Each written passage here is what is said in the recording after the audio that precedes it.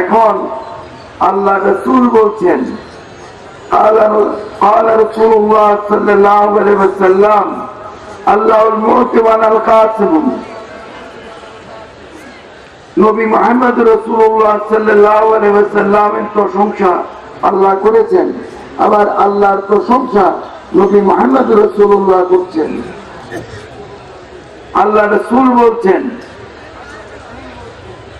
আল্লাহ হচ্ছেন রহমতের মালিক,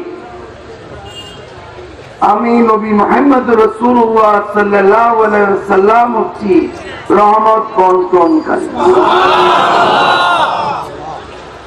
রহমত কি বন্টনকারী, যাতে আল্লাহ রহমত হিসাবে ইনসানের পারকান্ডারি হিসাবে আল্লাহর সাথে মানুষকে আল্লাহমুখী করার জন্য, আল্লাহ বিশ্বাসী করার জন্য